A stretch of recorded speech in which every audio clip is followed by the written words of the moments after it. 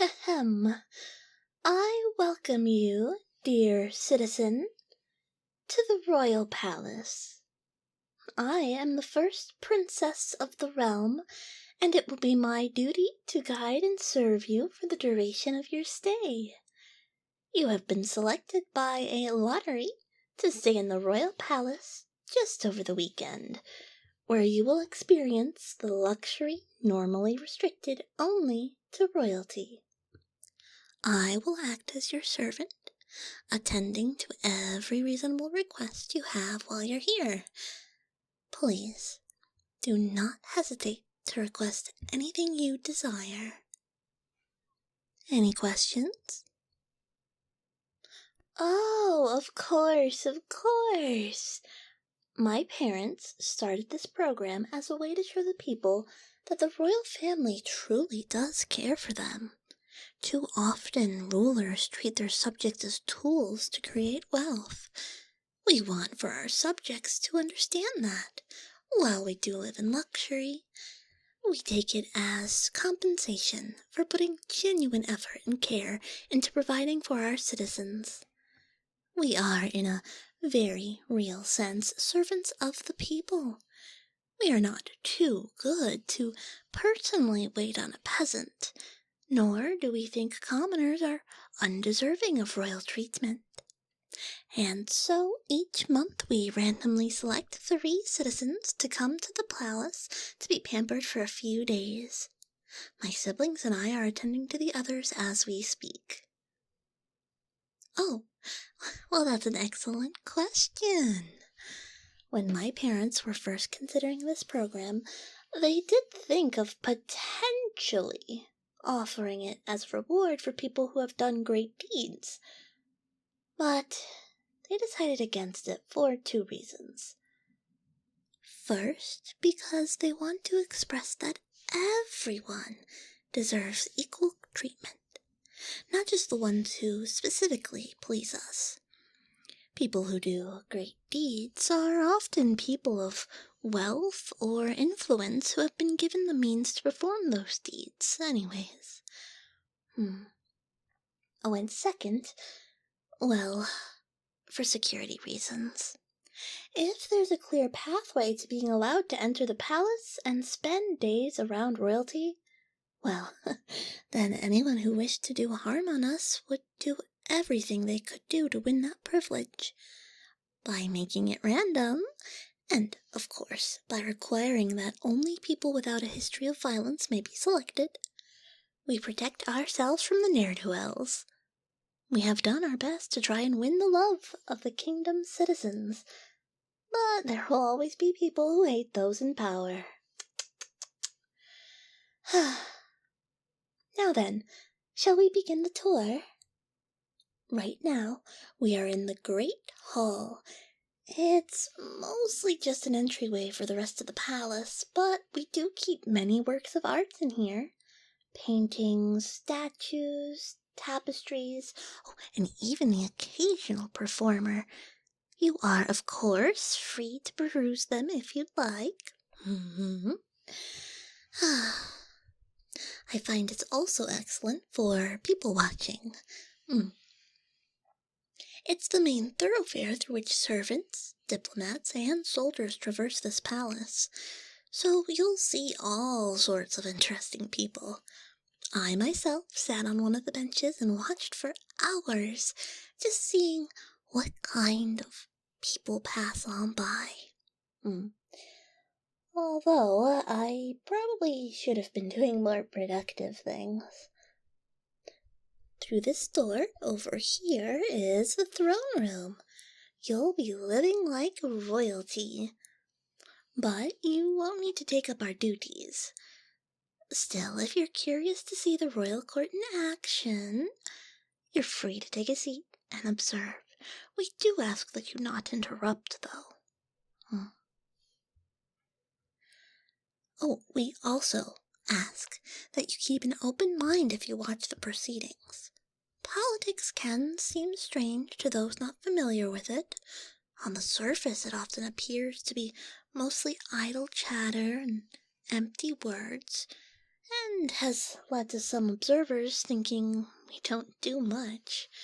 But there are layers to these conversations that are difficult to pick up without practice. I've watched what seemed like a perfectly pleasant conversation suddenly devolve into shouting as someone was enraged by some subtext I never caught. Oh, and over this way we have the Royal Library. We've done our best to educate all of our citizens, but if you can't read, then I'm happy to read any books you'd like aloud to you. There are some fascinating tales here, though it could also be a good opportunity to learn something that you otherwise wouldn't have had the chance to, if you'd like. Oh, we have treaties and encyclopedias of almost every conceivable subject.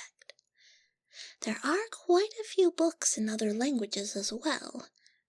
If you're curious about those, I'm fluent in a few. And I know where to find servants who can speak most of the others. It's one of the few ways that a person who can't travel regularly can get an authentic glimpse into another culture. Oh, and further down the hall are the royal baths. This is the one thing I won't be assisting you with, though. But I'll still happily instruct you on how to use it. Servants, keep a tank of hot water hot, so you don't need to wait for it to be warmed up. My favorite part of the baths, all the exotic soaps and scents. Some of them are just heavenly. Although, I suppose there are few that are, acquired tastes. If you'd like, I'm sure we can send you home with some as a parting gift. Oh, and there's a lounge over this way. Few simple games for amusement. I'd love to play against you, or you can challenge the other people in the palace if they have the time. Many members of the court love the chance to play against new people. It also has a balcony, too, that overlooks the training yards. We've discontinued combat training as a perk of this program due to incidents, but you're free to watch, and if you want to get a closer look at the weapons and armor, I'm certain they'd oblige. Oh, and down this corridor? Well, those are the guest suites, where you'll be staying. Oh, not that. That is my room. Yours is at the end of the hall.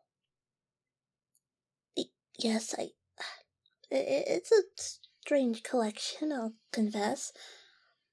I've never met anyone else that collects, mushrooms, or pickles them and stores them in jars. I'm not sure what drew me to them, in the first place, that is. If I'm being honest with you, just forget that you saw that.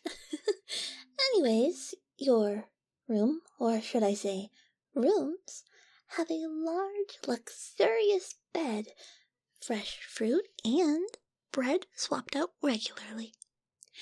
Room to entertain guests, and a smaller, more private bath if you'd prefer. There's also a balcony with a lovely view over City Hall as well.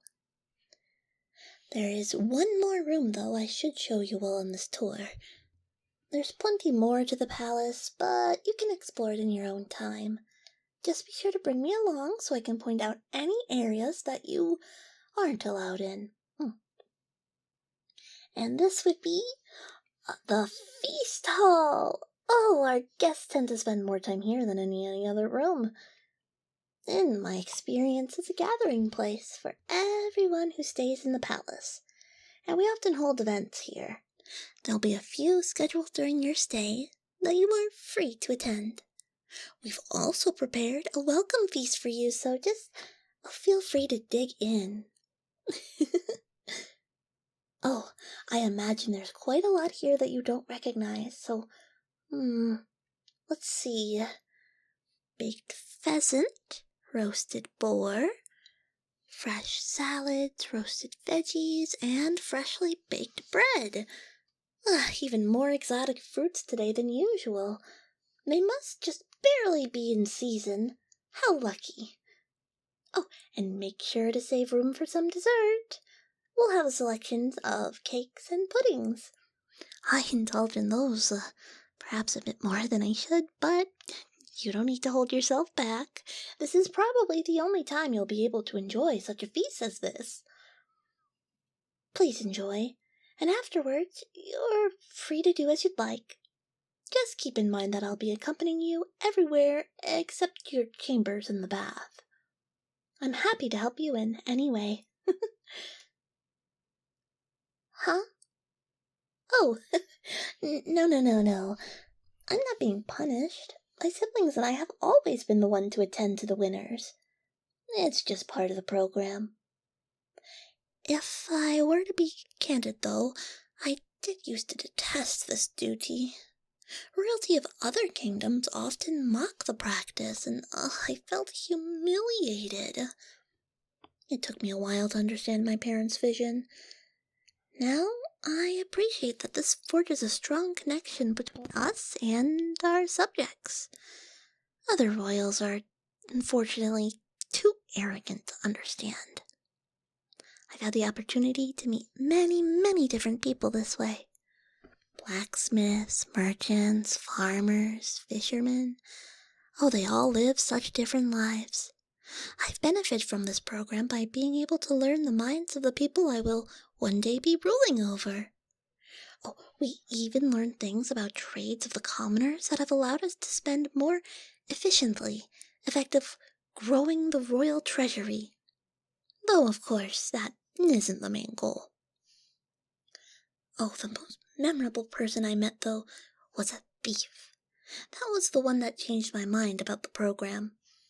I was so suspicious of him. It was shocking to me that they'd let a criminal, even one without record of violence, roam the palace.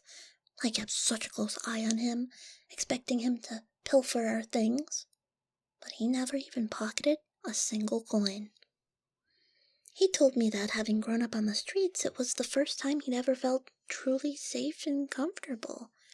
It actually changed his outlook on things because he realized that thieving would forever leave him running, never able to settle down and feel secure. I never considered that some people didn't realize it was possible to feel safe in their own homes. I would check in on him every so often, and it was difficult, but he changed his fate. He works for a merchant guild now, spotting out unfair dealings. Oh, I beg your pardon, I've begun to ramble. Please, go enjoy the feast. I hope you enjoy your time here at the palace. I'm eager to help you make the most of your time here, in our home.